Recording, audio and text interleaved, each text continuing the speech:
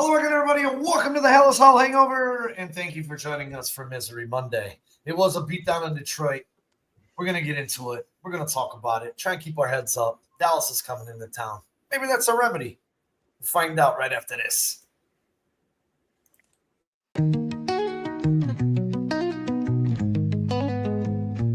Windy City banners rocking 4 stars aligned. Dynasty dreams rise, Bulls in their prime. Cubs curse shattered, the victory divine. Fields be running, clock ticking on my timeline.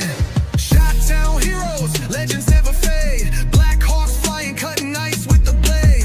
White Sox diamonds, the Southside parade. 4 stars shine bright, legacies they made. Mike with the crown, air rain, no dispute. Sweetness in the backfield, Walter in pursuit.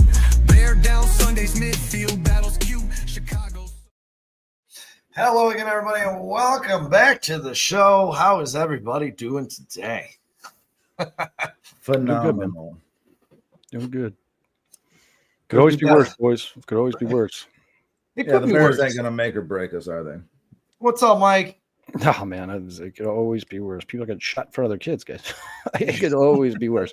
Yeah, there's more important things for sure. But we would like the Bears to help alleviate some of the other stuff we deal with, and they're not doing that right now. They're kind of piling on to the negative. So that sucks. Yeah, it would be nice because there's so much that we thought could happen this year and still could happen. It's a long way to go. There's 15 games. I'm going to get into here in a little bit all these fans asking for Ben Johnson to be fired after 2 games, which is absolutely ridiculous. Same with Dennis Allen. We'll get into a little bit of his history. Johnson fired. Oh, dude, it was on X today. Everyone's like, this guy's a bomb fire, Ben Johnson. I'm like, I am kind of regretting ever getting on X at this point. The last week, what's going on? There's a lot of mouth breathers and meatheads on X, dude. That's for sure. But yeah, man, I don't know. I'll let you guys take the floor first, man. Who wants to run up, man? I got some things to say, but I kind of want to hear what you guys got to say first. So I'm gonna blast this show out because I forgot because I got chaos in my house. I got 3 children and 2 extra adults for a little while. So manic start before this show. Just but another manic Monday. yeah, you got that right. That's like every life. Haven't had to make dinner for 6. Dustin knows what I'm going through right now. He's got a basketball team over there. Starting 5. For sure. I need to add to the bench. Listen, man, I guess since you're just throwing it out there like that. Yeah, go ahead, man. As you said, it's disappointing. I'm grieving today because I didn't pick this. I picked this team to win 8 games. And it could have been 7. I vacillated back and forth between that. So my expectations were not that super high. They really weren't. But the product that's been put on the field up to this point is going against what I expected to see in terms of competitiveness, in terms of discipline, in terms of execution, in terms of Ben Johnson's offense, scheming it up to where you're getting guys open and Caleb working within the system. We knew that was the key. We knew that was the key for Caleb and this Bears offense. That was what Ben Johnson needed to tap into, and it's not even close right now. How far away they are is a problem. Let's say this. Vikings won 14 games last year. Lions won 15 games last year. Those are 2 of the best head coaches in the league, and Ben Johnson is a rookie, and he got his ass kicked in terms of coaching. He got out-coached. He got out-adjusted at the end of that Vikings game, and he got just completely destroyed in that Lions game. So you expect those things. But, again, the execution and the competitiveness on the field, you expect to be at a higher level. Caleb, you expect to be performing at a higher level, though there is progression there too. It's just – it's very disappointing, and I think all Bears fans are feeling that. But the sky is not falling. I mean, if they win these next 2 games against teams that are beatable, they're 2-2 after the first 4. And what Lovie Smith always say, we're in the first quarter of football. That's what we're looking at right now. So that's how I'm feeling, I guess. Brandon? It's bad, man. I mean, it's all bad. It's bad. It's really bad, guys. This team sucks. As of right now, 2 weeks into the season, this football team sucks. And that sucks because you were kind of hoping they started off so the inability to gain a yard, the struggle to move the ball, things like that, man, I those are going to happen early in your season. This Yeah, team is Mike. constantly moving backwards. And that is what terrifies me. That's what I didn't expect to see when Dustin says, this is not what I expected. I did not expect the same old Bears. I didn't expect 10 penalties per game for 85 yards on average. I didn't expect the lack of discipline and accountability that we heard about all offseason. And that's what this team is. Don't get it twisted. And I'm not, Sean, I'm not out there saying we need to fire Ben Johnson, but the coaching needs to get better before the players ever will.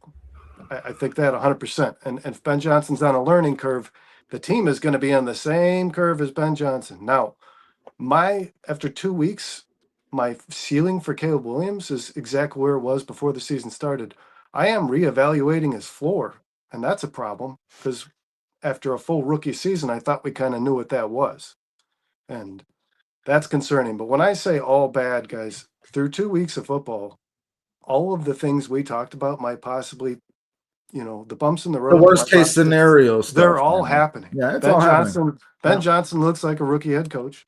Caleb Williams looks like a player who's never played in this system. The left tackle is ass. The backup running back situation's a disaster. Our DC looks like he has been retired from the position for the last few seasons, which he has. He's been a head coach. The pass rush is awful and injuries, and they're just adding injury to insult every the secondary single day. is depleted. Jalen Johnson might be out for this season, guys. Jalen Johnson is probably out for the season. We should probably have started with that. This is as bad as it gets for a start for a new head coach, man. I truthfully believe that. We've watched a lot of bad Bears teams. We've watched a lot of bad coaches. You gave them a double-digit fourth quarter lead in the first game, and you just got ran off the field in the second till you were and you're putting in backups when your starters aren't playing good football. And that doesn't make sense to me either. You let those guys get out there, you let those guys take those reps, you let those guys take those hits. And then another thing, hold on. Because the rookie involvement is criminal. I don't know what Ben Johnson's approach is, but this is criminal. You don't take a top 10 pick. You know how many teams in the NFL draft wanted a top 10 pick and didn't get one? So they're using the guy they got. All first round picks are on the field on every football team here. I don't know what's going on. I don't know. I think this team is still in training camp when the rest of the league's playing football. So that says to me the timeline in which you might have given them before and getting better should be pushed far beyond where it was. Loveland played 36 snaps. He's been targeted 3 times in 2 games. That is criminal. Luther Burden played 12 snaps yesterday. That is criminal. This guy is an extreme talent. 100% agree with you. Let's get to the chat real quick before we go on to who is next. Scott Angel says, disappointed. Bears fan for life. That's Phil. Says, hey, guys, wow, not the start of the season I anticipated. What do we got here? Mike Ross, the Vikings only scoring 6 against the Falcons has me concerned. Yeah, that offense looked like shit against the Bears for 3 quarters, guys. I've been saying don't use what you see against the Bears as any kind of indicator for the team you're watching. Honestly don't. JJ Mack looked god awful last night. Proves how bad we really are and proves how bad he really is too. And he won the NFC Offensive Player of the Week because of what he did in 1 quarter against the Bears. And the Lions roster composition 50 burgers. Lacks, John S. says. Defense gave up 79 points in 2 games. Unacceptable. Everybody's kind of on the same page here. Scott says, I agree, Brandon. Where's our 1st and 2nd round picks? Where the fuck are they? They are MIA. There's 3 of them. Milk cartons right now. They're on milk cartons right now. It did. Listen, I want to say this. I did want to make sure I stated this. The sky is not falling. Bears fan. And I think that this team did progress from week 1 to week 2. And you might think, how is that possible with a 52-point ass whooping? But I do think that Caleb looked better. The team looked a little more in tune. They kind of it looked like they understood things a little more. And I think the penalties came down. So, like I said, I think this is going to get better, but on a very, very slow trajectory. Scottish Bear checking in and intellectually as always. Poles has built this roster from ass to elbow. The roster construction is the biggest problem. That could bring me to my point really quick, and here I'll just bring this up because we did touch on Jalen Johnson. And I wanted to play this clip, and this clip actually was from before training camp. This should have given, if we could have got this before, we would have probably known this dude was out for the year. In the last week of training, one of my last days, propped my adductor off my pelvic bone. Damn. So it's like when I immediately did it, I felt it. And I'm like, nah, this ain't right. And I was telling my wife, like, nah, babe, I think it's kind of bad. That was an interview he did last week. That came out last week. I have doctor off my pelvic bone. I think it's kind of bad. Yeah, no shit, Jalen. yeah. That's pretty bad, but that interview came out last week. I thought it was from before training camp. I mean, I didn't see anything from it until last week when he was talking about the Caleb stuff, how he sees Caleb's car in the lot longer during the day at Halas Hall now than he did last year in terms of the work Caleb was putting in. Maybe it came out before and it just never picked up any traction. Well, he's definitely getting surgery now. So. Yeah, he's done for the year, guys. This because they said he'll come back if this team is in contention. This team ain't gonna be in fucking contention. So Jalen Johnson is not coming back on the field this year, guys. He's done. He's done. And for me, this game just doesn't expose individual busts. For me, we've been here before, suggests a systematic problem and Poles' approach to identifying and developing talent on this roster. Whether it's draft picks who aren't contributing, free agent signings that aren't panning out, which there's litany of those, or lack of quality depth, which we are seeing get their ass handed to them on a weekly basis. These are all squarely back on the front office. We all went into this knowing that this was going to be a project for Ben Johnson. And for the people on X that are calling for him to be fired after 2 weeks, guys, that's just laughable. You hired this guy, you committed to a 3-year plan. Now, he needs to install a system, build a culture, get his players in place. You don't judge a rebuild in 2 games, okay? No, definitely not. Definitely not, Sean. But you can judge Ryan Poles when he has 3 divisional wins in his career. You know what? You can judge that.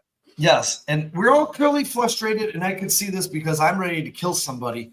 But, this is more of a referendum on Poles' tenure here, the kind of performance that shines a harsh spotlight on his key responsibilities, which are roster construction, talent evaluation, and depth development. The truth is not going to be found in 1 week or 2. There's a lot of emotions and reactions, which we all have right now. But let's not come to conclusions just yet, guys. We got to let this thing grow a little bit, gather some data, learn from some mistakes, let the offensive scheme grow some consistency, breathe. It's a long season, gather data, and let him adjust over time. I was very frustrated yesterday and ready to kill everybody as we were getting destroyed. But the key thing to remember here is everyone says right now that Dan Campbell is a top coach in the NFL. Let's rewind that tape. He started off 3-13. His second season, he started off 0-6 before they got on a run. Now go back to Dennis Allen. Go look at Dennis Allen's first 2 years when he inherited a bad defense in New Orleans. They finished 31st and 32nd in the league as I'm looking at my notes. How did he fix that defense when he got his players in place? They had 5 top 10 finishes in a row backed up by 2 top 5 finishes in a row. Brandon touched on this, right? Maybe the players aren't in place to run these systems that they want to run correctly. They inherited this roster, and it needs to be adjusted. Fair enough? Fair enough. Defense, for sure. I think very much, Sean. I think that this defense that Dennis Allen has inherited does not line up with this style. Kyle hasn't gone yet. I just want to make the point that the Lions dealt with a shit ton of injuries last year on defense. A lot of teams deal with those things and still find ways to win. Coaches but Dustin, if you go back to Detroit's end of their season last year, Detroit was giving up 25 to 30 points a game. No doubt. And it ended up biting them in the ass. Yeah. I'm just going to point out that they did win 15 games with that defense. Go ahead. Yeah, I mean, they also averaged the most points in the NFL. That's what we need. That's kind of what I'm getting at. Yeah. Guys, real quick, and this is not going to be necessarily everything I have to say about this game, but this is Caleb Williams. This is Caleb Williams' first start in Ben Johnson's office. 21 for 35, 210 pass yards, 2 touchdowns, 0 interceptions, 6 yards per attempt, 86 pass rating. This is Jared Goff's first start in Ben Johnson's offense. 21 for 37, 215 pass yards, 2 touchdowns, an interception, 5.8 yards per attempt, and an 80 passer rating. So Jared Goff was actually worse than Caleb Williams. What's funny to me about the Bears is, first and foremost, they looked absolutely terrible. And the defense is definitely the problem. It's not the offense, which is good for Bears fans. Bears fans should be happy. I mean, if you have to pick one or the other, you'd rather see the development of Caleb Williams rather than worry about the defense, because you can worry about the defense later on. The Bears aren't going to win a Super Bowl this year. By the end of the season, you just want to be outscoring people, like Justin just said. But the problem with this team for me in particular, guys, is listen, the defense had bad games last year. They played poorly against Arizona. They played poorly against San Francisco, but they also had flashes of great. They played really well against Jaden Daniels in Washington, and everybody says that Jaden Daniels is the best quarterback ever of all time in his rookie season, and the Bears shut him down. They played well against Geno Smith and the Seattle Seahawks. I think that final score of that game was 6-3, something like that.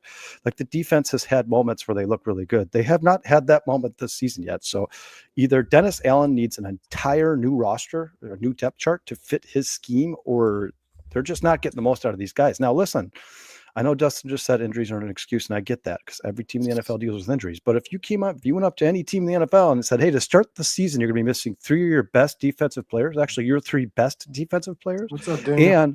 and the one guy that everybody in the building has expected to take the next step in becoming a pass rusher in the NFL. And Montez Sweat. Who you're talking about, right? Talking about Austin Booker. Oh, okay. Talking about Austin Sorry. Booker. So if you tell me you're going to the season, you're missing Jalen Johnson, Kyler Gordon, TJ Edwards, and Austin Booker, I could have told you guys pretty quickly this is not going to be a good start to the season for the Chicago Bears defense. I mean, it's one thing to be missing a couple players. It's another thing to be missing your 3 cornerstone players that have the only guys who have even sniffed a Pro Bowl in the last 3 years. That's a totally different conversation or discussion. I mean, and on top of that, we all in this podcast have talked time and time again how we expect Austin Booker to be the pass rush specialist for the Bears, and he's spending the first 4 weeks of the season on IR. So yeah, that hurt when it happened. I definitely didn't see the season starting well for this defense in any way, shape, or form. The only thing that's disheartening to me is I thought Caleb Williams would be a little bit further along in his development than he is. Now, listen, that's not to say that I don't believe that he's going to catch up at some point, and him and Ben Johnson are going to get on the same page. Because remember, guys, we could say, oh, this looks terrible, this looks bad, this looks awful, this is horrendous. The Bears are averaging 23 points a game right now in the first 2 games of the season. That wins games in the NFL. There's a lot of teams who win games in the NFL by scoring 23 points.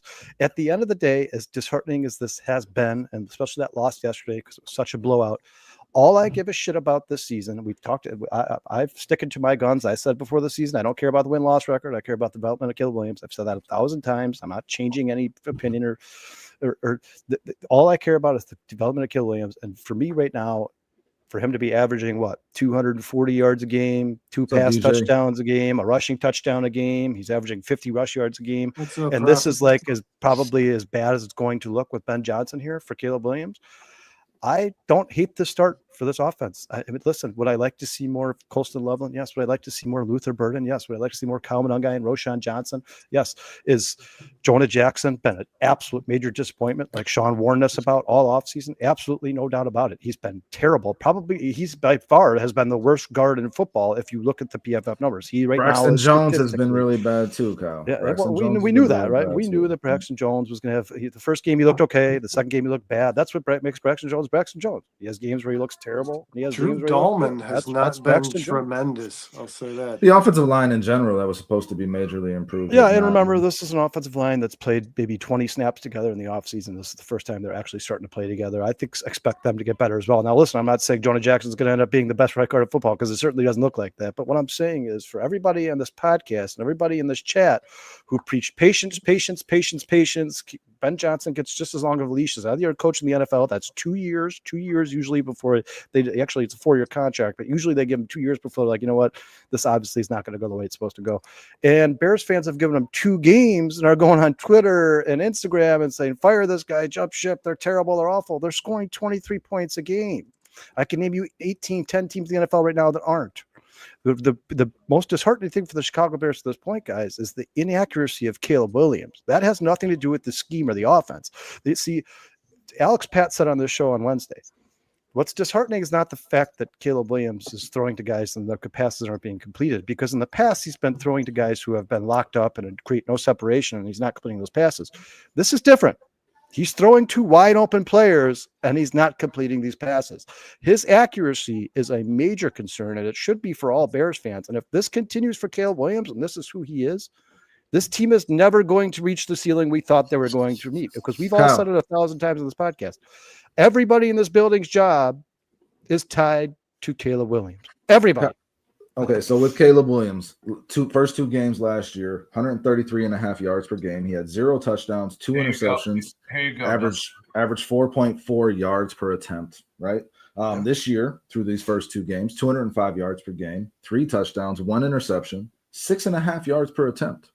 So, right, the progress is there. Yes, his accuracy is 100%. A major concern, and you saw that on the Monday night game, and you saw that yesterday. And it's not just the accuracy, Kyle; it's the decision making. That ball that he tried to throw to Zacchaeus should have been a throwaway. You saw Bo Nix in a game later that day when he rolled out and evaded pressure. He threw the fucking ball out of bounds, because that's what a good quarterback does. Get to the next play.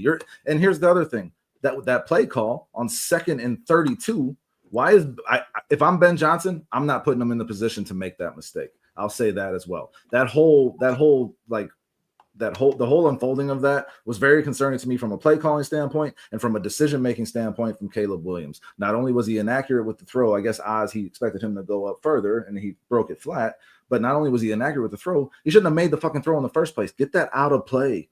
Go to the next down, punt the ball away. Your decision-making needs to be better if you're Caleb Williams, especially if your defense is not holding up its end of the bargain. You can't throw away possessions. You fucking can't. What sucks for me personally when it comes to Caleb Williams, because I am still a Caleb Williams believer, and I think he's going to get better, and he's going to be a 280, 290 yard per game quarterback who throws 2 or 3 touchdowns. I still believe that 100%. But what's really concerning for Caleb Williams, for me when it comes to Caleb Williams, is Caleb Williams was at his best last year in clutch situations. I mean, you're talking about 2-minute drills. You're talking about 4th and 1, 4th and 2. Have to make this throw, Caleb. You got to make this throw or the game's over. That's where he shined. That's where he was at his best. This year, it seems like a lot of the opposite. Caleb's very good on first down. He's very good when it doesn't really matter all that much. But then it's 4th and 3, and he throws the ball at DJ Moore's feet. He gets 2 chances to gain 1 yard on quarterback sneaks, and he goes opposite directions both times, like first right, then left. When Ben was like, hey, always go right. Always go right. We know that. Whenever we do the QB sneaks, we go right. And you got 1.5 yards on the first QB sneak, and then you lost 1 yard on the second QB. Like, if Caleb continues to make errors in clutch situations where he's physically taking points off of the board, that kills your team. That you are not going to win football. You are not going to win football game. No, yeah. That's and what's DJ's concerning. asking right here, am I saying Bo Nix is better than Caleb? No, that's not what I'm saying. I'm saying on that exact type of play, he made the better decision. His team still lost, but his team was competitive in that game, and Bo Nix was a quarterback for a playoff team last year, guys. That matters, like there's a winning pedigree starting to be developed with some of these guys, and the decision making is a big part of it. It's not always about the plays you make. It's about the plays you choose not to take a chance on. The plays you don't make, that matters too. We need a quarterback to be a smart decision maker, to be accurate with the football, and to not get your team into negative situations. That you need that to win football games. And I have concerns about Caleb's ability to do that right now. And I really thought that was the biggest focus for Ben Johnson in this offseason. So my concern then becomes, is Caleb getting the coaching, and then when the bodies start to fly, he reverts back to hero ball? You can't do that in Ben Johnson's system. You can't do that in Ben Johnson's system. If he's designing people open and he's got this scheme set in place and he needs you to play on time, if you don't do that, you are tanking the offense and you're working against your head coach. Guys, really quick, before everyone just jumps ship and beats up Caleb Williams, I would just vest and say, take a look at the second-year quarterbacks, because Jaden Daniels' numbers, they're shit.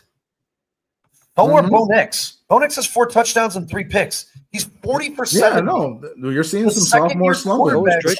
Drake May hasn't looked all that great either. Michael Penix missed a lot of throws last night. I mean, they still won the game, but he missed. I think Michael Penix is going to be a stud, though. I have to make this clear since this conversation is happening. I am not giving up on Caleb Williams. I believe in Caleb Williams. I wanted the Bears to draft him. I think he is that generational quarterback that will take this team where it needs to go. I have been all in on him from the beginning, and I'm not jumping off of that. But I am saying, in order for us to see that payoff happen, We have to see those things happen less. Now, it's not like they're going to go away altogether, but they got to happen less. He's got to minimize some of these mistakes. And the best way to do that is to play within the offense. You got to be an extension of Ben Johnson when you're on the football field. You have to. That's what Bo Nix is for Sean Payton. We know that. They have 20 penalties so far through the season. I think like 13 or 14 of them are on the offensive line. Caleb's never going to be able to show any progress as a quarterback if this team is constantly moving backwards. That's what Bears fans saying right here. It is always moving backwards. When he threw the interception, guys, it was 2nd and 35.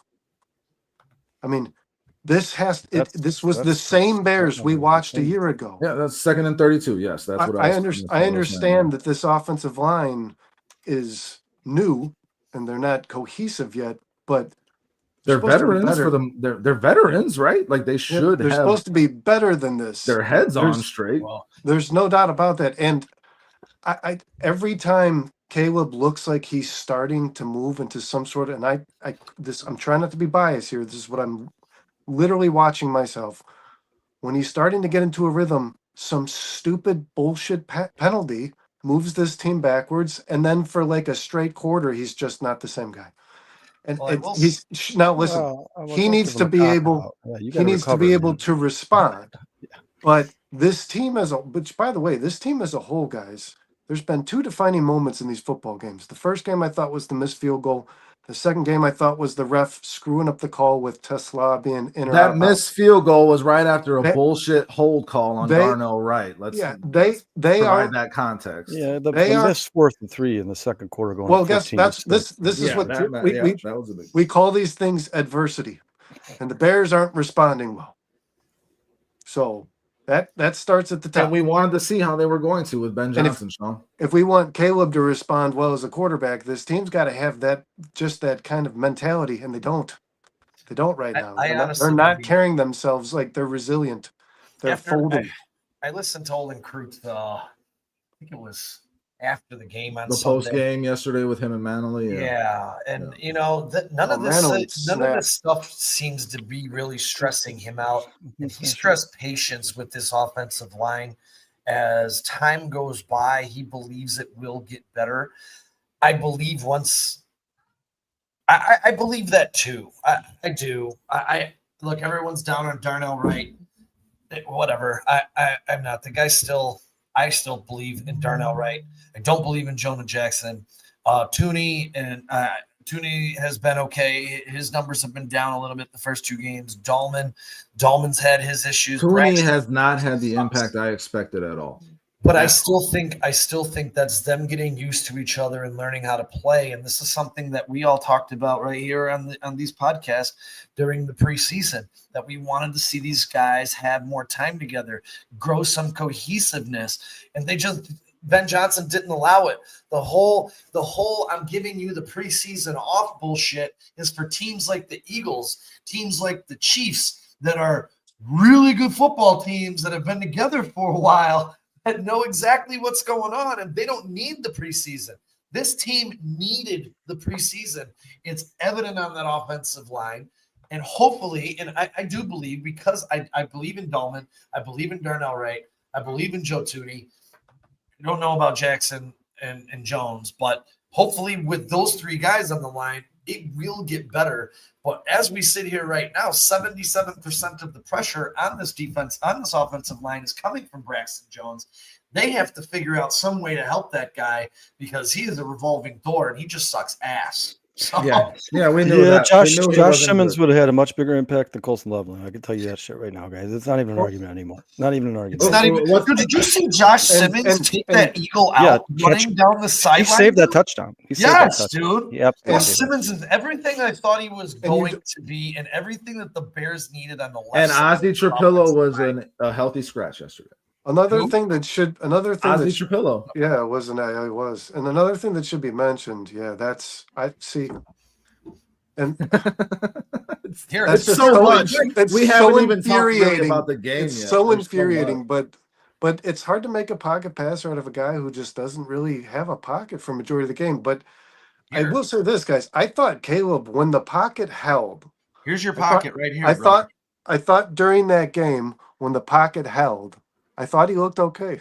I did. Here's your pocket. Here's your passing right here. 18 for 25 in a clean pocket.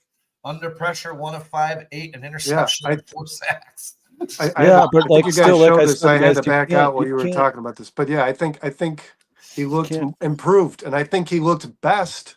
Interception is still not acceptable, guys. Bad pocket or not, you that can't throw that ball. You cannot throw that fucking ball, guys. Well, hold on. You cannot throw that fucking pass. Hold on. Do you think he Hold was on. trying to hit? Let me finish my point. Yes, he was trying to hit Oz. He said it in his press conference. He said he thought Ozzy was going to break it up a field, and he cut it flat, and that was just a miscommunication. But he should have been putting that ball out of bounds. That's okay. Well, real quick about that. I mean, we want to take the hero ball out of this kid. Stop putting him in positions that require heroics. Because 2nd and 35 is I agree, man. 32. Every great quarterback is put positions. The pocket, guys. It is important to focus on this. What's up, Jermaine? Never seen Jermaine. When Caleb was in the pocket, in structure, protected, he looked his best, I thought. He did. And that's what Ben Johnson, that's the offense that you expect will eventually be here more often.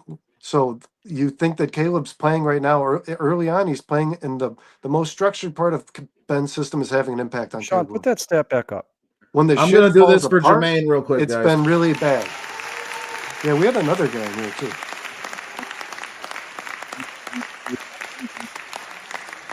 I mean, you get Caleb a clean pocket. Yes, five passing plays under pressure is pretty standard in the NFL. Like every quarterback has 5 plays where he gets rushed, especially against guys with lines with Aiden Hutchinson on it. That's going to happen to every quarterback. Kyle, those are his passing stats. Who's the other new guy? He ran his ass off. Brandon, who's the other new guy? Is it Bears Fan 40? Is that who you're talking about? Bears Fan 40, yeah. I've never seen him before. Please hit that like, guys. Please hit that subscribe for us. We appreciate you being here, guys. But Kyle, he's showing this. You said under pressure, Caleb's responding poor. As a passer, yes, he's running his ass off this season. He's picking up first downs a lot. That's been the most special part of his game. And sometimes really quick pressure, guys. You've got to get the ball out of your hand. It's supposed to be a timing offense, and he's not playing within the timing of the offense. Dustin said it immediately. And that torpedoes your game plan. Of the offense. He's going to the sideline, and Ben Johnson's going, you never should have been pressured on that play because that ball should have been out of your hand in 0.2 seconds. You're second guessing yourself. Throw the fucking ball. That's what he was telling him on the sideline. Throw the ball. Stop. Take your first read, take your second read, get it out, keep the exchange moving. The exchange after the 2 QB sneaks was really bad.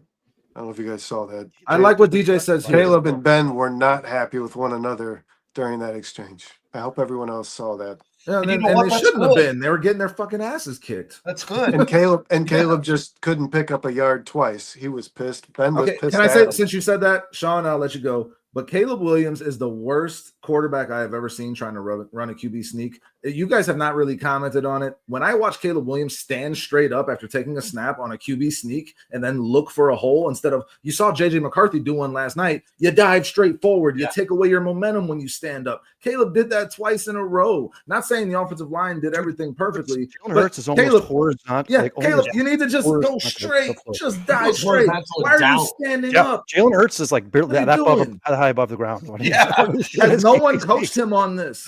Ben Johnson calls that play twice in a row. Has your quarterback ever been coached on doing a QB sneak? Because he don't look like it. That was an awful execution of that play, and that should have been a first down, and that would have brought momentum to your team. Because Ben Johnson said, "Go kick their ass," and the players should have, loved that opportunity and taken advantage of it. And instead, they let their coach down, who had faith in them. Now, next time he might just punt the fucking ball. Why would I keep doing that? He came out and said, we're going to work on the QB sneak. If it continues not to work, then we're going to have to find something else to get third and short. And here, I beg you guys the question. That's sad. I beg you guys the question because you guys are all Kyle Monungai lovers. If he's so good and he can pound the rock and he can bounce off defenders, why isn't he getting the fucking ball on 4th and 1, on 3rd and 1? I think the 3rd and 1 and 4th and 1 QB sneak call was the right call. I think Ben Johnson thought he had not twice in a row. Not twice. It was not. No, because that's just asserting your will at that point, and you have to be able to do that to win a football game. If you had thrown the ball on 4th down, you would have converted. Absolutely. The more physical team will always win the football game. 100%. And the Bears got out physicaled in every aspect of the game. Oh, And for that sure. could not have There's- been more on display than on those 2 play calls. And Ben Johnson said, you guys just go do it. I'm giving you the keys to the car. Fucking do it. Get it done. We're not going and they got their 17, asses Ron. kicked. We're not going 7. But listen, Sean, the question you asked about Kyle Monangai, that would apply to every rookie on this football team, because you're asking like, oh, they didn't give him the carry. Is he not the guy we're thinking? Well, then is Luther Burden not the guy we think? He's not playing. Is Colston Loveland not the guy we think? They don't put him in the game plan. Is Ozzy Chappelle not the guy we think? He's healthy scratched. Is every fucking rookie on this team So is awful? Smart Turner. Smart 50 Turner. I have trouble believing that. 53% I have of the trouble snaps with believing that. Colston Loveland. I think He's these either are good blocking or he's players. not open. Here, it's with Colston Loveland. He's either blocking, he's not getting open, or he doesn't have the trust of his quarterback. It's one of the 3 things for the rookie. Because I'll tell you this. He was open in the 4th quarter, and Tyson Bagent missed him by 30 So, feet. okay, 4th quarter. That doesn't matter. All I'm saying is, thank you, Bears fan 40. Tyler Warren's over there tearing it up. He's getting carries he's out of the beat. backfield. He's running wide open down the sidelines. He's getting all these yards. I'm Killing sorry. it from my fantasy this was a team. failure Yeah. again in the draft room by the Chicago Bears, man. I'm sorry. No You doubt. We've been passed talking. on- Oh, T is in here. passed Thanks, on T. Thanks for top joining us. talent. We appreciate you. Well, no, Sure you're feeling just good. not using the one you drafted. Because I just gave you 3 options. It's got to be one of the 3. It doesn't because have to be one of the 3. Why? You just don't ignore a It top doesn't 10 have to be talent. one of 3. Why? You just don't Why ignore would the top 10 I don't talent. think there's T, a I difference. sent you a wave yesterday. I don't think a Nobody's difference. hiding, but There's no difference in Ben's approach with any of these rookies. Not from his top 10 pick to his 7th round running back. yeah, they're not He's getting involved at approaching all. it the same way with all of them, and that's a major question for me. These are players that you chose. These are your first guys ever as a head coach. You Loveland chose was a these guys, Ben Johnson pick, and they're not. no doubt about it. You're not adding them to your game plan at all. When you're prepping for a week, you're not putting these rookies anywhere in You're your not game. making a plan to get That's them a- involved that's in a adding problem. advantageous ways. That's a This problem. is It my is, I favorite agree. thing Melon Smashers ever said on this podcast. And you know If why you're a- Tyler Warren gets balls? You get Because he's a plays. true play. That's your favorite maker. thing he said. Okay, how do you know a guy's not a Uh-oh. playmaker, Melon Smasher, if he's not on the field? So we assume 53% Luther- of the snaps. so That's Luther- more Bears than fan, half. Bears fan, I agree so with you Luther 100%. Burden. Tyson did So not like Luther any- Burden is not a playmaker. Luther Burden. He certainly is. He certainly You know is, and he what? certainly needs Luther to be Burden is involved in a the different offense. situation than Colston Loveland. I, He yeah, has to jump. He has to jump Roma Dunze, DJ Moore, and Sicarius. He obviously Zacchaeus. hasn't done that. Well, Sean, he can't And- do and- that and then on without top of that, opportunity. You have homeboy. Yeah, and you have homeboy. Colston on the Loveland field for has 53% of the Colston snaps. Loveland has to outduel Cole Kmet for these targets, and yeah. So I mean, it's kind of the same thing. But what I did expect Colston Loveland to be more involved in this offense more quickly. I've been saying for months Luther Burden is not going to be involved in this offense until halfway through this season. I What's said the happening with exact same Burden thing. is what I expected. But Loveland it's kind of criminal, Sean, for him to not be getting intentional targets. Like that's a part of your game plan because he is the mismatch that Ben Johnson said he Maybe needed he's for his not. offense. Okay, That's- so that's if you what can't, I'm so saying. Sean, Maybe if you he's can't not. judge Ben Johnson off of 2 games, how can you judge Colston Loveland off of 2 games? Well, you're saying he's not doing this, he's not doing this. Maybe he's not getting it because he's not getting the separation. Maybe he's not got the trust of his quarterback. Maybe he's not doing the things he has to do to be that playmaker on the field. It's That's all I'm going to saying. work You guys are both taking ways, that Sean. completely out of the equation. It's Or going to maybe- work both or maybe- ways. The Lions have given Or up maybe almost the 50 tight points ends- through 2 games. Or maybe the tight ends as a celebrate your whole 1-1, 25 point a aren't game being allowed. used at all. That could Cole be true. Kmet's not blowing up, guys. He's The guy not. who's been in the league for 4 years now ain't killing it. So I think that Ben Johnson's 12-man offense that everybody was dying to Which see we're not is not seeing it. even being used. We're not We're even not seeing it. using the 2 tight end set. We're not utilizing Cole Kmet and Colston Loveland as the biggest targets on the field to provide a mismatch Right, with any right now. defense in the NFL. That Right was the now. draw. Melon Yes. Smasher says he thinks Zacchaeus is a better playmaker than Burden and Loveland. That Do you guys agree with that maybe, statement? maybe Loveland, not Burden. No, I don't. Okay, so but after 2 games, you can say that about Loveland, Sean? I think you guys know where I've stood on Loveland since the draft. Listen, maybe that's the Tyler problem, Warren was Sean. clearly the better. Maybe you went player into it of the with two. bias. Maybe Tyler maybe Warren- because you're not Sure. seeing it immediately. It Tyler validates Warren how you was felt. the and more for 2 ready games, player, hold guys. on. You guys sat here all off season and said this was going to be the mismatch. He's going to lead the Bears in touchdowns. He's going to do all this. And I said, whoa, guys. Tight ends don't acclimate to the NFL that quickly unless you're a generational I never said talent. he was going to lead. I expect Rome to lead the Bears. We said you guys. One of you guys told me he was leading this team in red zone targets. He will be the red zone target for Caleb Williams by the time this season is over. All I'm saying is I told you guys to calm down with this shit because tight ends take time to acclimate to the NFL. Isn't he playing like year after year after year of the snaps? Yeah, you know who was on 90%? Cole Kmet.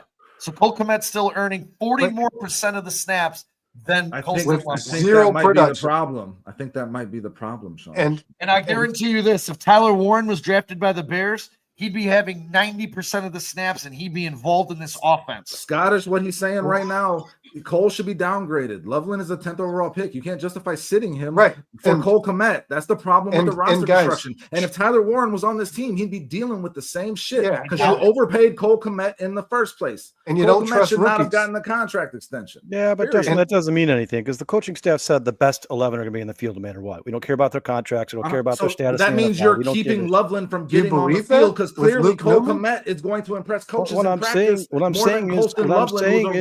What I'm saying is right now, I'm not saying it's not going to change, but right now they obviously don't think Loveland is the best 11 player on the field when it comes to shit. He's a rookie. DJ, I don't know what age has. Tyler Warren is. Tyler Warren is the best fucking player on the field. Tyler Warren was drafted to a team that did not already have a tight end who got a $50 million 5-year extension. It doesn't matter. It does matter, Kyle. That does matter. It doesn't matter because if you listen to the coaching staff, staff, as Kyle just stated, said the best 11 will be on the field. And I guarantee you, if Tyler Warren was drafted here, he would have been one of the best 11. How much faith do y'all have in the coach's decision making right now after these first two games?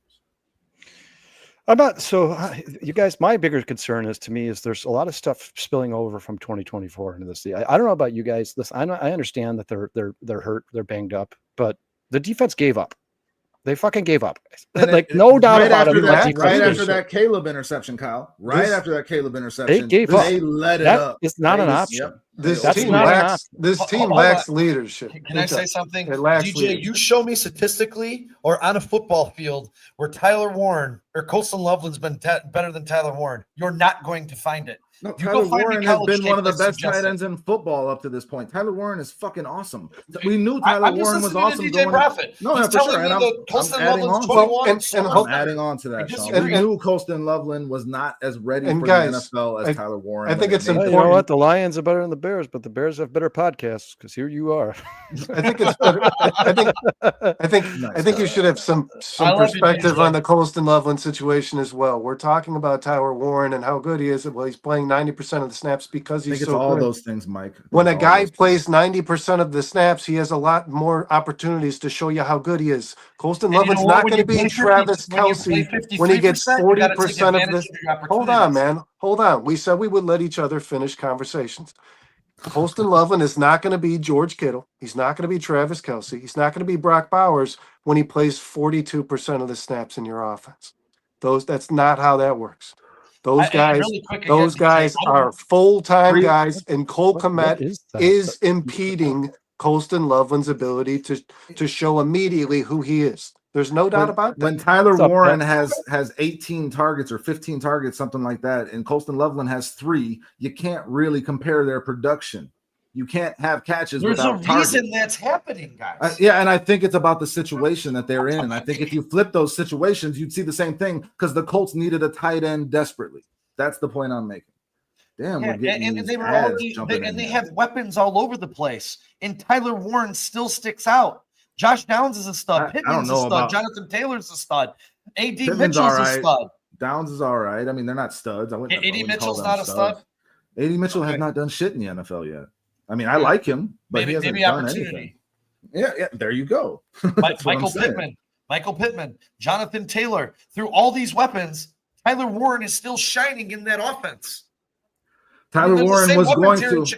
That's why I wanted him in fantasy every time I could get him. Yeah, because he was going to. And I think Loveland will be okay, guys. I think reacting to Loveland's production after 2 games is exactly on par with reacting to Ben Johnson's production over these first 2 games. Do you not, Kyle? Does that? I've said my first thing I said is everybody's going to get better. They're all going to get better. Loveland's going to get better. He's going to get more playing time. Burden's going to get better. He's going to get more playing time.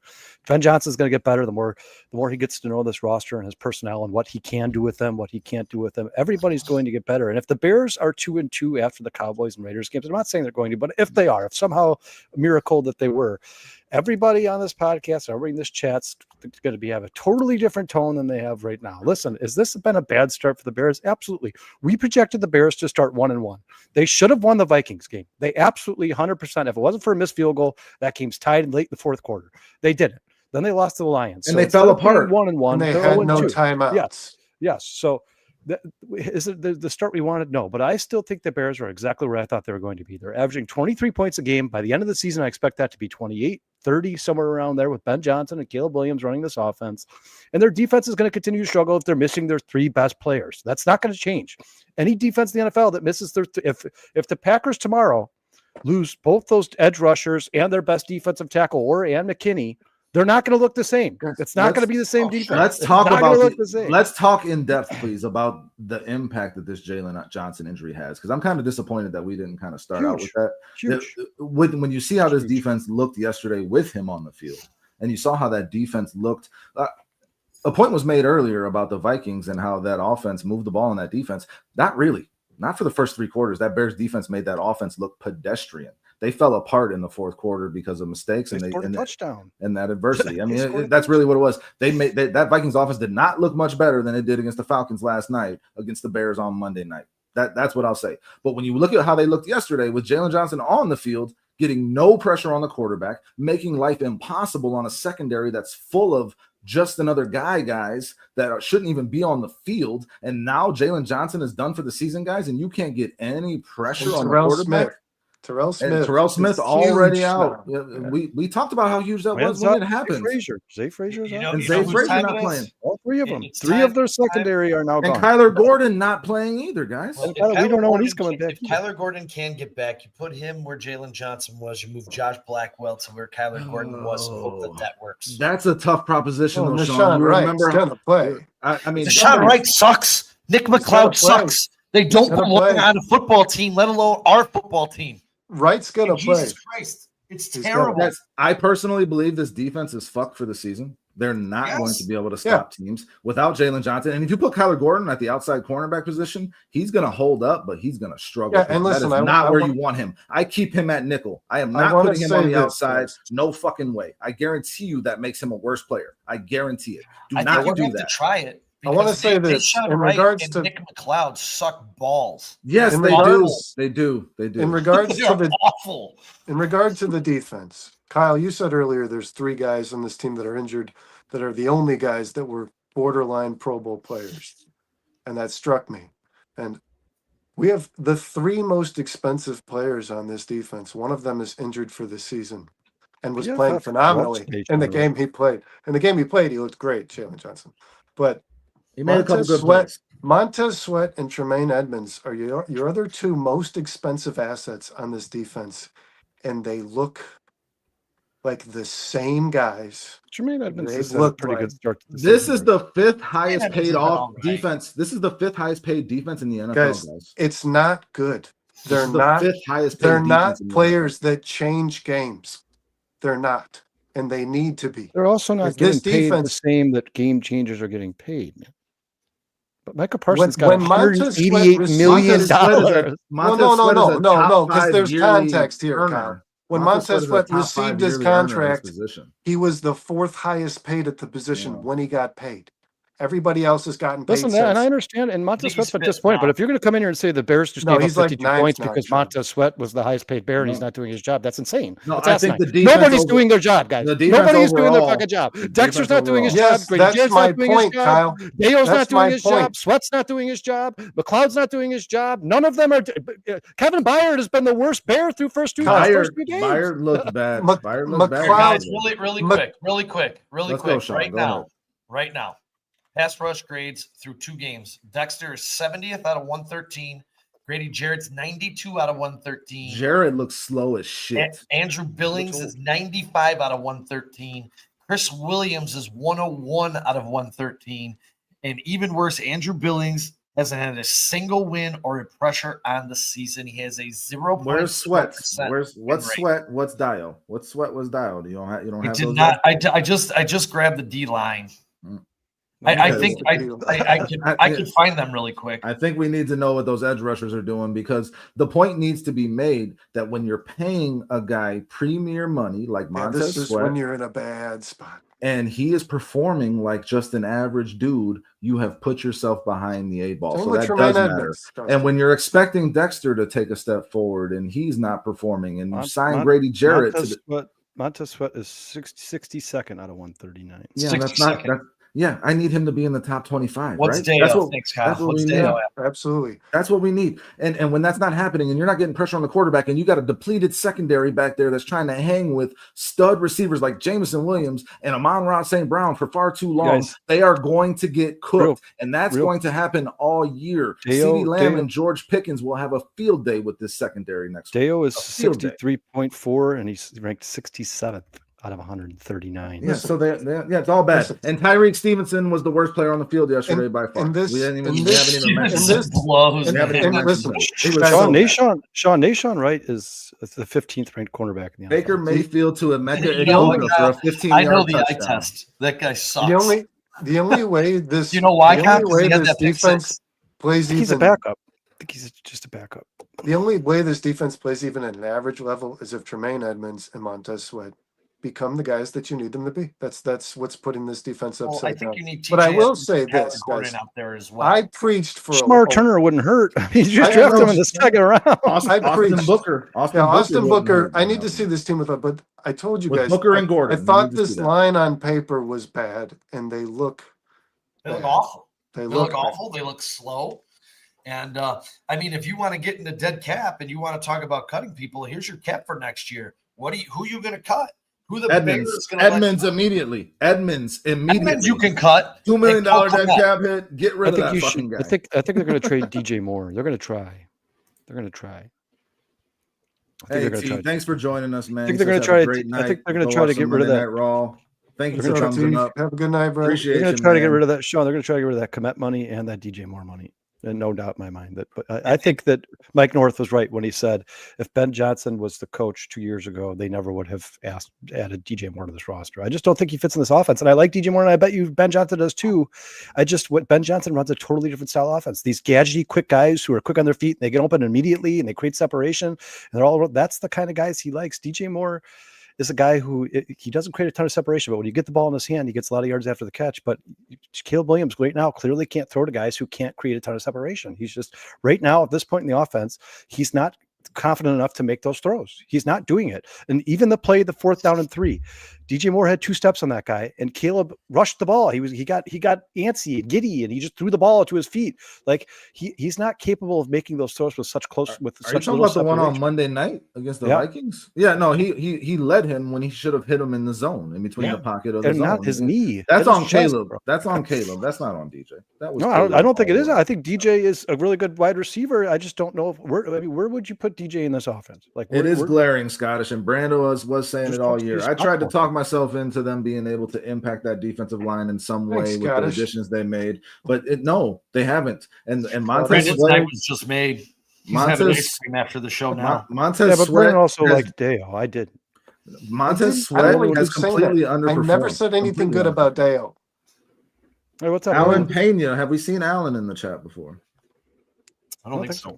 Yeah, I gotta say, I am. Kyle, I banning was a lot not of an ads. advocate of Dial. I just want to put that. I want to make sure that's clear. Yeah, that's not true. The second the signing was made, I texted everybody. This is by far Ryan Pohl's worst signing. I've never. 3 sacks on the Colts, and he had 2 of them in one game against a shitty offensive line. And then you're trying to convince us he's going to come here and have 13 sacks. What's up, Alan? Stop doing that shit. EV Warrior in the building as well. I noticed that Caleb is good at throwing at stationary targets, not moving targets, which is quite important for when you're throwing to receivers. I'm curious to know, because Sean, I know you're pretty stern on this, and I don't want to set you off, but how severe is this running back issue? This offense relies and depends on the ability to run the ball. I thought Swift is the bright only spot guy of the you game got. was You I are thought in the bright spot trouble. of the game was the running game. The running game was pretty good. The running game came alive. In terms of averaging 5 yards a carry but like they couldn't run it anymore because the game got so out of hand. It got out of control. But one thing one thing that's not getting talked about at all is Brian Branch putting his helmet on that ball and Swift coughing it up. That cost the Bears huge at that moment. But you know what, dude? I am not letting Swift off the hook for that. Well, hold on. I don't want to pat myself on the back for this one. In my Bears preview, I said the one guy you got to make sure you block and know where he is on every goddamn play. Branch is one of the best pitchers in the league. Branch. Yeah, he killed DeAndre Swift. I thought he separated his shoulder on that play, to be honest with you. He definitely separated the ball. Mouthpiece went that way. The ball went that way. He spun in a circle. I love Brian Branch. We can say, he's one of my favorite 5 players yards, in the league. 5 yards per carry, guys, and you say you felt much better about the run game, and certainly so based on the numbers. But you run for 5 yards a carry, and you can't get 1 yard when you need it. So the run game, to me, I call that an ineffective run game. Like I want you to hand the ball to your back when you need a yard for two tries. You hand the ball to your back and you fucking run somebody over and you push them back.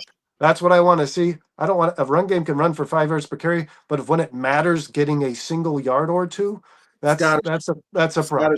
We don't have our running back on this roster right now.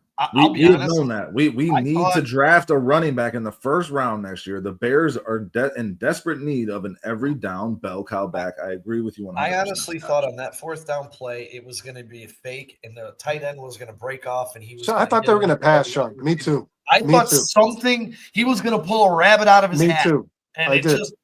Okay, but if you can't even trust your team to execute a QB sneak, why are you going to start pulling rabbits out of anything? Why would Ben Johnson do that? Because you obviously you would have caught Detroit. It's a QB sneak. It's a rugby play. You learn that in fucking Pop Warner. You learn how to do a QB sneak. You can't execute that. I'm not pulling stumble bum out of my ass if I'm Ben Johnson. Are you kidding me? Are you kidding me? No, I'll tell you what he pulled out of his ass didn't work. None of it worked, but that's on the players, guys. The coach trusted you and you didn't execute. Sean, that's on the players. Sean, you want to address this comment? Yeah, it's supposed to be, ain't it? It is, and he was healthy. And was he on special teams yesterday? Roshan Johnson? I thought I saw him on special teams. Yeah, 2 tackles. Yeah. So he's a pretty good tackler, that guy. Instead of using your guy, who, mind you, go look at the stats, was perfect inside the 5 scoring touchdowns last year, you decided to give it to your quarterback who can't sneak it for 1 yard. Yeah, Caleb is just awful at it, guys. I don't want to see Caleb doing that. Yeah, that's a Ben Johnson problem, though. If you're able to identify that, you don't do it two times in a row. Ben Johnson's going to learn from a lot of this stuff. How do you not identify that Cairo Santos can't kick the ball out of the back of the end zone before you make that decision? We haven't. He said he got greedy. I didn't like his response to that. He said he got greedy. So understanding the strengths and weaknesses of your player is crucial to putting the game plan together and making decisions in the moment. And Ben is clearly still figuring that out, guys. He's clearly still figuring it out. I still say time management's not good. I put a lot of this on what's happened 3 years leading into this year, the players that have been drafted here. And I have to say, when Santos still in this team. When you look at this thing, you got Emery, 4 Pro Bowlers in 3 years, Pace, 7 Pro Bowlers in 7 years. Poles has been here going on his 4th freaking year. He has 1 player yet to make a Pro Bowl. This guy's talent evaluation is players on 5-win teams don't make Pro Bowls, man. They don't make Pro Bowls. Kyle, they don't. They just Emery didn't have a lot of winners. Jalen Johnson made the Pro Bowl. John Montez Sweat didn't make the Pro Bowl when he had the sack leader for 2 different teams in the same season. Jalen Johnson. That's never been done before. He broke a record. Yeah, but Jalen Johnson was not drafted by Bill Emery's teams. Didn't make the Pro Bowl. But a good player and a bad team makes the Pro Bowl. But Vernon's making a good point though. Like Jalen Johnson was the best shutdown corner in football, allowed 178 yards receiving, and didn't make a Pro Bowl. Players on 5-win teams. Was Jalen Johnson drafted? Was Jalen Johnson drafted by Ryan Poles? He made it last year. He made it. He did not make it in 2020. Hold on. Was Ryan Poles who drafted Jalen Johnson? Oh yeah, we've made clear that Poles did not. That wouldn't count. That wouldn't count. It doesn't matter. The point I'm making is 5 players on 5-win teams don't make Pro Bowls, regardless of who drafted them. Okay. Good players on 5-win teams don't make Pro Bowls. They don't. How many playoff teams did Phil Emery have as Chicago's Bears GM? Jesus. Because he has a fucking Pro Bowler every fucking year. So don't give me that shit. Listen, Ryan Poles Doesn't draft well, Kyle. You can admit it. It's No, okay. the results You show can it. admit it, The Kyle. results show He it. has not drafted well. He's drafted 36 players. 24 of them aren't on the fucking team. Yes. No, Yeah, he's no, it's a problem. He's drafted poorly. He's drafted poorly. And he's 3-17. You guys want to have the same conversation? Sean, the same conversation every Monday for the next 17 fucking weeks. Systematic problems to why the Chicago Bears you're the only guy who on this podcast who's already determined what this draft class is. We are all sitting here wondering what's Luther Burden going to be, what's Shamar Turner going to be, what's Ozzie Trujillo going to be, what's Kyle Monangai going to be. You're like, they all suck. They all suck. Don't include this year, jackass. Yeah, I called you jackass. Yeah, you also, Sean, said that Kyle Monangai sucks when he's had 12 carries in the NFL. Kyle Monangai sucks. I said it when he was drafted. No, he doesn't. We can't say that. We can't say that. We have to see season play out. And he sucks. He might suck. I don't know, but we can't say that yet. Listen, we have to see the season play out. We need to see Monangai.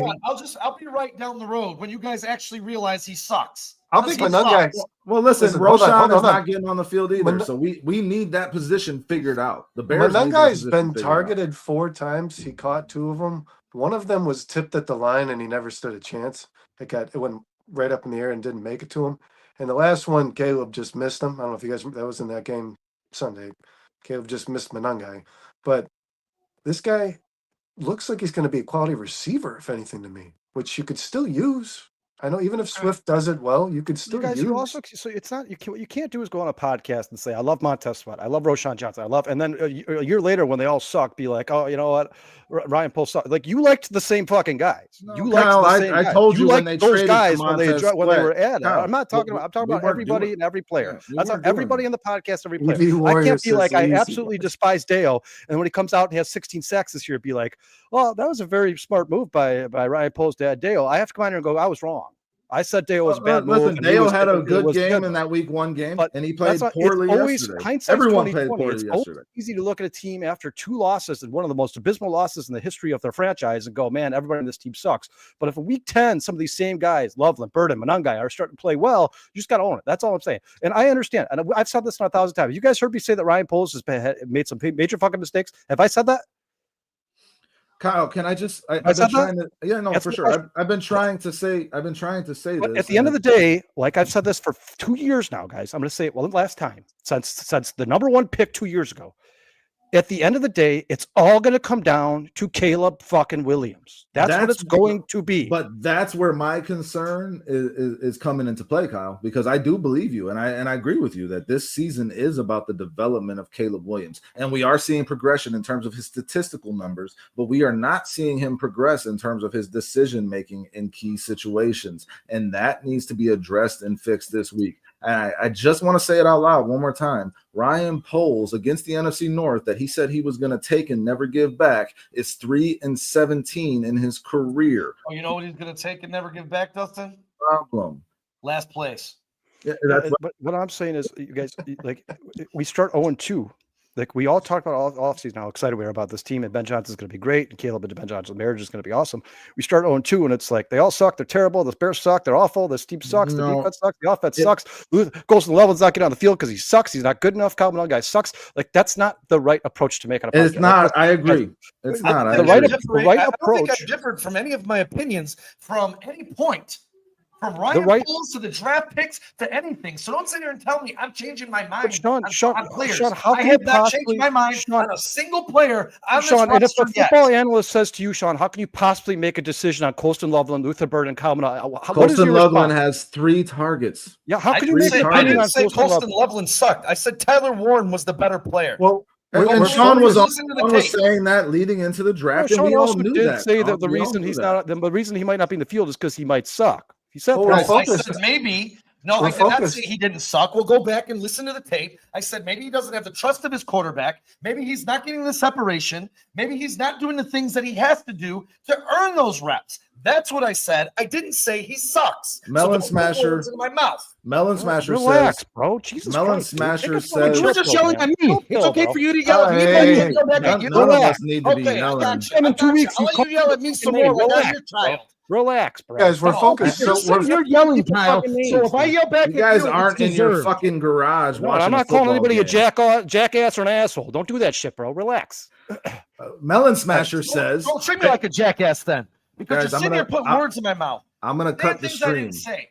I'm gonna cut the stream because this is ridiculous. Bears will always bear, Melon Smasher says.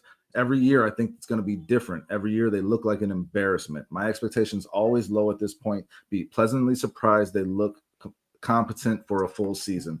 And I mean, yeah, that kind of gives some perspective to where Melon Smasher's been coming from within this chat throughout the time he's been in here. He doesn't expect anything because the expectations are always dashed. I was expecting an 8-win team at best, guys. So them going 0-2 against Kevin O'Connell's Vikings and Dan Campbell's Lions, it does not surprise me. None of us should be surprised. Again, you need to see certain things get cleaned up, though. Caleb's accuracy needs to get better. Caleb working within the system needs to get better. That has to happen. You need to see this offense getting better because this defense is not going to, guys. If they get to any level of competence, I will be pleasantly surprised considering the injuries they have and considering how poorly outmatched they have looked up to this point. I will. Yeah, like you said, man, I think they're just well behind. I think they're well behind where we as fans expect them to be, which what right do we have? We're not coaching the team. Maybe Ben Johnson thinks this is right where I wanted him. I didn't expect to watch a football team that just consistently moves backward, can't get a yard, and turns the ball over more in 1-2 games than they did last season. I mean, this team, Caleb does not throw interceptions. He's 2 weeks into this season. He's already got one. And it was a really bad play. So I listen, I think this will continue to improve the way I thought it did from week 1 to week 2. I don't know how much agreement the Bears fan base is going to have with that. I do think there was improvements from week 1 to 2. As badly as the defense got beat, I thought Caleb Williams progressed. I thought the team in general, like I said, looked a little more disciplined. If you ask me, they did. It looked like they belonged on the football field, except for how they played defensively. Like, I thought the offensive line, I think they went from last week was somewhere like 9 penalties to like 5 or 4 this week. I mean, it's like I said, slowly I think this has gotten better from 1 week to the second. And it's going to get better slowly moving forward. It's not going to, so like, don't come out and be like, they're going to be a much better team against the Cowboys. They'll probably be a better team than they were against Detroit, but not all that much better. Hey, and I said the darkness is always the darkness before the dawn, right? And I still think that there is a lot of potential on this team for some players. I just don't agree with the roster construction, and I was worried about the depth. Well, the depth is showing that it's not very good. Which you said early too, and I think I wanted to allude to this because I agreed with you when you said it early in the show. We talk about Ryan Poles' drafts all the time and how good the players that he's drafted are, and a lot of GMs miss just as much as Ryan Poles. I'm watching this Packers football team, and I'm looking at the positions that Ryan Poles has acquired via trade or free agency. Like, they got Josh Jacobs to our DeAndre Swift. They got Micah Parsons to our Montez Sweat. Yeah. They got McKinney to our Byard, right? They have acquired the same positions the Bears have through the same methods, free agency or trading, and they're much better. They're much better players, and they impact the team to make a much better football team. So it sucks that Ryan Poles' free agent moves, besides maybe Joe Thuney, because I do think he's going to be the staple he's always been, are not making winning impacts on this football. Tremaine Edmonds is not making a winning impact on this football team. No, I agree. And you know, again, I noticed this, the depth. I said it, I meant it, and it's rearing its ugly head. And the fact that it was unfortunate that Terrell Smith got hurt, obviously, but the fact that we're left with Nick McLeod and Nashawn Wright in that secondary against these receivers that we're going to have to face throughout the rest of the season is very, very unfortunate for the Chicago Bears, because I think there's going to be a lot of points scored on this defense. Maybe it gets a little bit better if we can develop a pass rush. But and I agree with Melon Smasher here again. The team is slow and they're not very physical, and they were dominated off the line by the Detroit Lions yesterday, and it was pretty clear and evident. So it sucks, but hopefully it'll get better. And I go back to the way, when you start thinking about when Dan Campbell got to I can't think of this, Detroit. to Detroit, the lineup the lineup changed. Everything started to change. They drafted Penny Sewell, Jamison Williams, Aiden Hutchinson, Gibbs, Campbell, Arnold, Laporta, Branch, Amon-Ra St. Brown, Kirby Joseph, Aleem McNeil.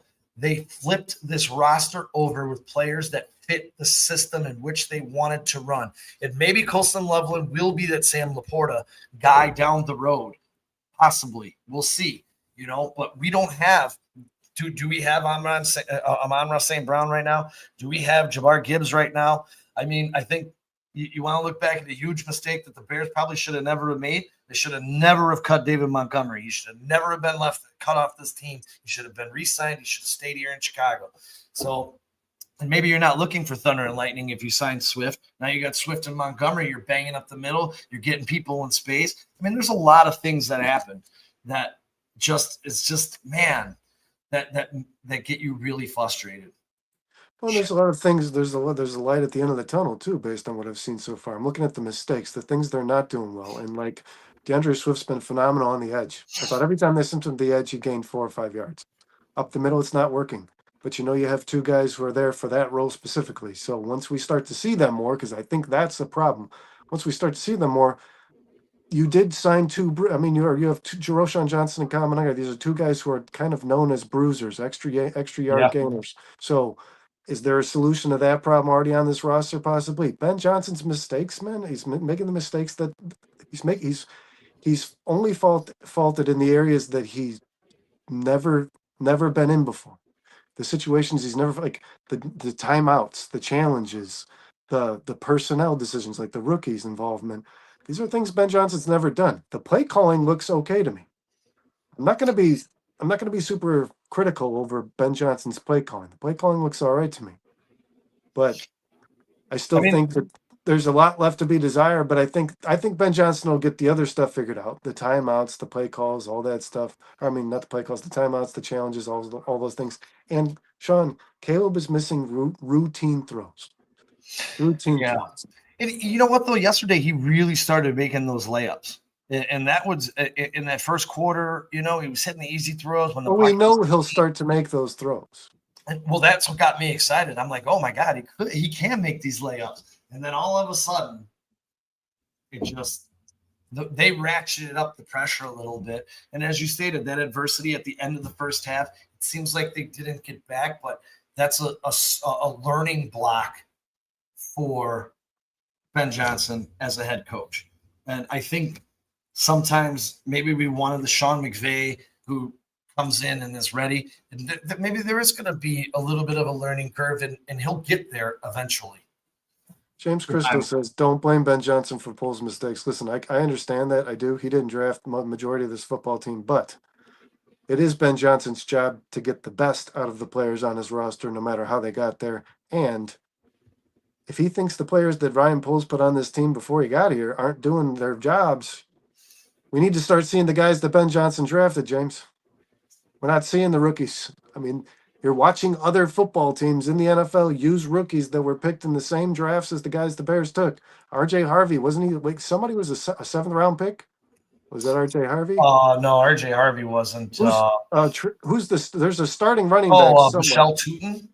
I mean, there's guys who are picked in all the rounds in the NFL that are already making an impact on their football team. Ben Johnson didn't have his guys here, let's say, before he got here, but he's had 1 draft so far. And where are those guys? So I don't want to make all the excuses in the world for Ben Johnson either, because I need to see Colston Love. You saw Sunday Night Football, 3 first-round picks make plays almost simultaneously. James, that draft was almost entirely Ben Johnson. I don't. Do you agree with that? And Dennis Allen both. Do you agree though that the majority of the offensive players they just drafted were Ben Johnson players? I mean, Luther Burden and Colston Love. I think he had a lot of input on him. Yeah. Luther Burden and Colston Love, no doubt. Yeah. I don't know about Ozzie Trapil. That seemed like a Ryan Poles pick more. That you kind of explained there was a relationship there prior to the draft. So I don't know what that was all about, but I think Luke Newman was also, which by the way, Jonah Jackson gets one more. If you're Ben Johnson and understanding your personnel and what needs to happen to improve this football team, Jonah Jackson gets one more week. One more week of this. And you've got a good player on the bench, man. This is a position that's okay to be less patient with, as far as you ask me. And Newman got in at the end of that game yesterday and looked pretty decent. So, I mean, if it's not working, you have to make switch. You have to make some changes, and that's exactly what they said would happen on this team. So I think after 2 weeks, we got to give them some time to see if they do make some switches. And that was the one thing I was looking at when the starting lineups came out for Detroit, and it took them 1 week to realize the center and the guard needed to be switched. Dan Campbell made that instantaneously, switched it all up, and boom, there you go. Now, that line looked a lot better, looked a lot more cohesive. You got Tate Ratledge, our rookie, not handing the ball under center, which he made. He had a little bit of problems against Green Bay with the exchange to Goff.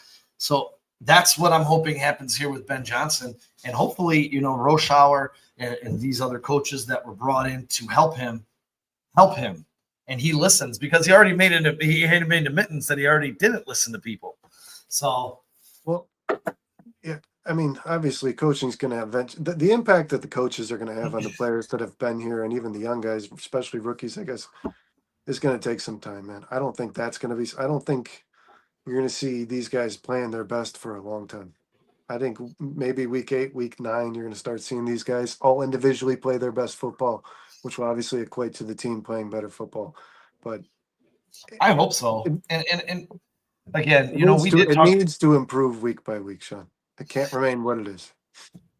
Do you think they beat the Cowboys? Do you think there's a way that they can slow down Pickens?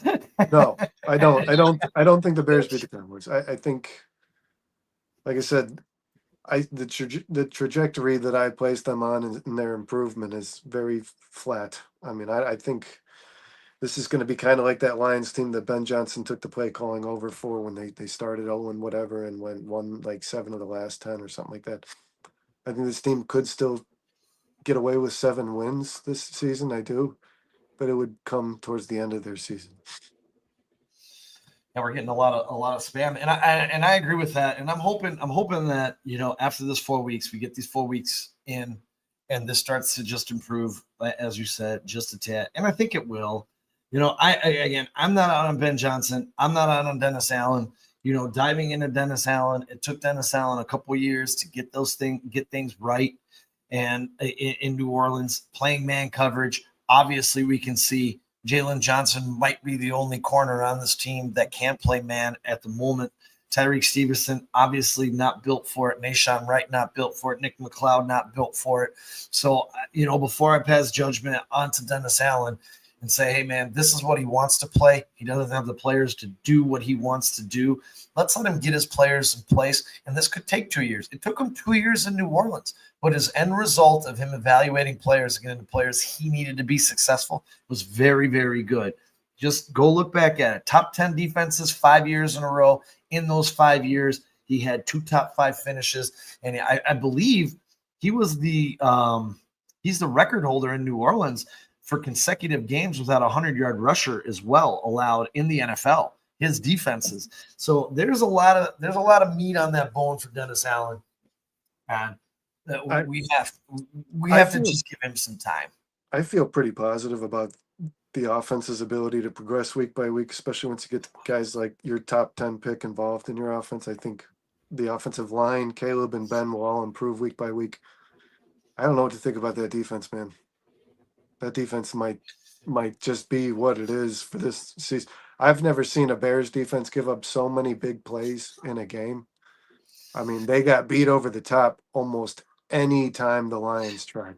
What you need is Bears fan 40. Is that Erica? Did she change her name again? I don't know. I lost my train of thought there. Yeah. Well, we were talking about Dennis Allen's defense improving or not based on the players. The only way it's going to improve is that front seven can start to get pressure. It's the only way. If they can figure out some way to run some studs, run some trick moves, move some things around, do some things that What's up, Kyle? Create pressure. It's the only way. It's the only way it's going to get better, because if it doesn't, if they don't get pressure, it's never going to help. You need to create that pressure to help this weak secondary, and maybe getting Kyler Gordon back will help. Hopefully he's close enough to returning. He did get hurt, in training camp. So with that hamstring, came back. Hopefully it's the same one and they're giving it a couple of weeks and he can get back to playing regularly. But to the point earlier, I think Kyle made, he has missed a lot of games through his season when he's on, or through his seasons on the Bears. When he's actually on the Bears and he's on the field, he does make a difference. And TJ Edwards also playing at full strength, but I have a feeling we're going to be missing TJ Edwards for a little bit as well, especially re-injuring that hamstring. So, yeah, and I don't know that I don't like Sewell in the middle better, anyways, man. I mean, I would have loved to have watched Sewell and TJ Edwards on the field at the same time. But Edmonds has been better outside, if you ask me. When Sewell's on the field, he tends to play middle linebacker position, and Edmonds gets pushed out. And I think that was Dennis Allen definitely saw a more effective defense when they were playing that way. And I think Sewell's played. I'm not, you know what, man? The TJ Edwards thing is bad because that's your best linebacker on this football team. But Sewell's played well enough for me not to be as concerned as I am about this secondary. It's not good because Tremaine Edmonds isn't good. I think the verdict's just out on that, man. I really do. I don't know that this guy improves too much. I don't know that he understands the game. I know that he's a physical freak. He is. Who, Tremaine Edmonds? Yeah, he's athletic as hell, but it sounds like by all measures this guy just doesn't understand the game of football. I mean, they took the green dot away from him when he was the middle linebacker under Matt Eberflus, so they said they wanted him to focus less and process more. And yeah, I think that says a lot about a player's ability to understand the game, man, and he just hasn't made any improvements. So. No, he was someone I thought would get better. And honestly, through 2 weeks, I think Dexter, a guy who I really thought was going to get off to a quick start, he hasn't got off to a quick start. So I still do think there's room for improvement here on this ball club. And I'm hoping to God that we get to see it very, very quickly over these next couple of weeks. Who we got? Dallas, Vegas, bye, Washington, New Orleans. I mean, maybe there's a chance we get closest to a healthy defense after Dallas and Vegas, after the bye, going into October 13th against Washington. We get TJ Edwards back and we get Kyler Gordon back. We get them both back healthy. That's a good pick-me-up for the defense. I just don't know how the secondary is going to get any better because, I mean, when we talk about Nick McLeod, I think he's been in the league 4 years. He's been on 5 teams. You had Nashawn Wright on Minnesota last year. He was on their practice squad. I think they had the 30th ranked secondary, and he couldn't crack that squad. I mean, that tells you the things you need to know about those two guys. And those guys are forced into be your starters because of the Terrell Smith injury, which was very unfortunate. But you still have Josh Blackwell there. So, I mean, maybe he can step up. It's bad, man. It's bad. You're right. The front seven needs to be effective, and that starts with Tremaine Edmonds and Montez Sweat, but maybe the additions of Austin Booker and Shamar Turner make an impact on this football team. Oh, my God. Ibuka just scored a touchdown. I completely forgot Monday Night Football was on. Yeah, I was going to say, man, you want to hang this up, let these guys get to Monday Night Football. A big day out of Tampa Bay to win my fantasy matchup, 14-10 at halftime. Ellen Smasher, Bears fan 40. Please hit that like and subscribe, man. We appreciate you joining. EV Warrior, Purple Jesus, Kyle, thanks. James Christo, Mike Ross, a lot of guys. Everybody was in here today. We appreciate you. I don't even know who this Need ABV17. Thanks, guys, for joining. We appreciate you watching. We have the Barely There podcast Wednesday night at 7 o'clock. And the 7 o'clock. 7 o'clock. Bare minimum Thursday, guys, at 11:30. And then our Cubs content, guys, as always, Saturday, noon, Northside 9. We appreciate you being here. Go enjoy the football game. Sean, as always, bear down. Peace, brother. Bear down, guys.